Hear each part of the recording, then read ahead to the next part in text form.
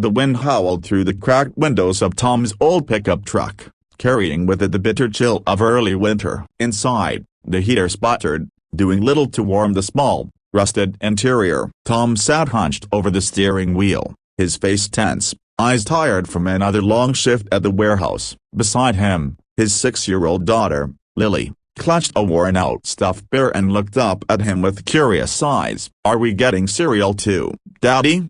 she asked, her voice soft but hopeful. Tom glanced down at the crumpled bills in his calloused hand. "A 5, 2 ones, and some change." He smiled weakly, masking his worry. "Maybe next time, sweetheart. Just the basics today." He stepped out, holding Lily's hand tightly as they walked across the dimly lit parking lot toward the grocery store. Fluorescent lights flickered overhead as they entered. Tom grabbed a small basket and quickly picked up a loaf of bread, a half-gallon of milk, and a carton of eggs at the cheapest brands he could find. Every cent mattered. The checkout line was long and slow. Tom stood silently, calculating the total in his head over and over, praying he hadn't gone over. In front of him stood a woman, no older than him, but looking worn and anxious. Her clothes were thin for the weather, and she bounced a crying toddler on her hip while trying to juggle a small handful of items: a baby formula, diapers, a pack of crackers. She looked flustered,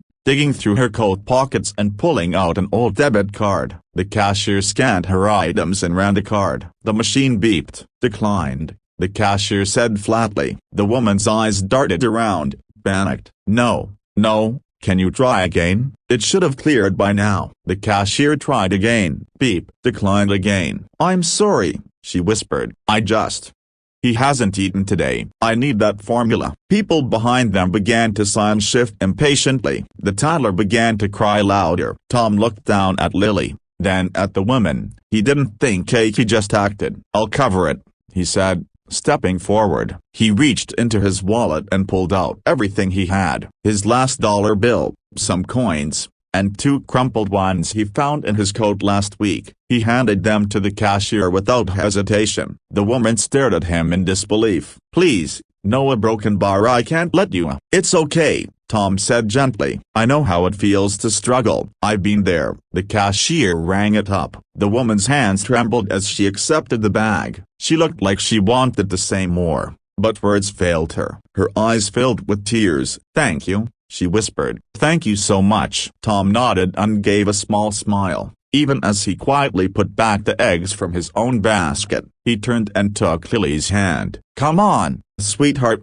he said. "Let's get going." As they walked back to the truck, Tom tried not to show how heavy his heart felt or how empty his wallet had become. But Lily looked up at him and said with a proud smile, "You're a good guy, Daddy." And somehow, that made him feel rich even if he had nothing left in his pocket. The days that followed were tough, just like all the ones before. Tom had skipped dinner for 2 nights, making sure Lily had enough to eat. His stomach grumbled as he poured her a small bowl of rice and beans, but he smiled and told her he wasn't hungry. He always said that. Rent was due in a week, the heating bill sat unpaid on the counter, and he'd picked up an extra shift at the warehouse just to keep the lights on.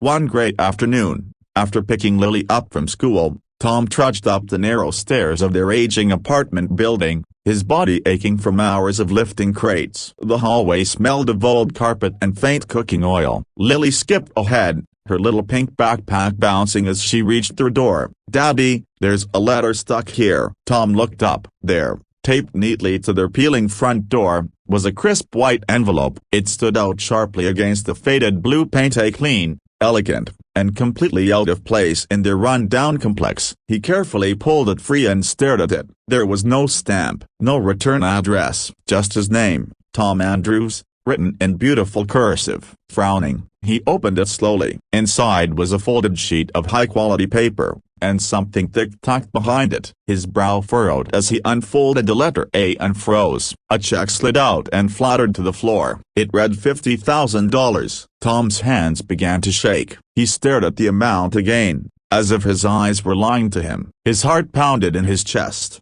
the air suddenly feeling too thin. Lily picked up the check and looked at it curiously. "Is this money?" she asked innocently. The note in his hand read, You gave when you had nothing. You helped a stranger without expecting anything in return. Now it's your turn to receive. Come find me." Below the message was an address scrawled in neat handwriting. No name, just directions. Tom sat down slowly on the worn-out couch, the envelope still in his hand. He felt like he was dreaming or being pranked. Things like this didn't happen to people like him. He looked over at Lily, now humming to herself as she colored on the floor, completely unaware that their lives might have just changed in an instant. He looked back at the check, his mind spinning. He didn't know who had sent it, or why, but he knew one thing for sure. It all started that day in the grocery store. The woman with the baby, the formula, the last dollar he gave without thinking twice. Now, someone somehow was paying it forward. He clutched the letter to his chest, uncertain whether to laugh, cry, or pray. For the first time in a long time, something flickered inside him. Hope.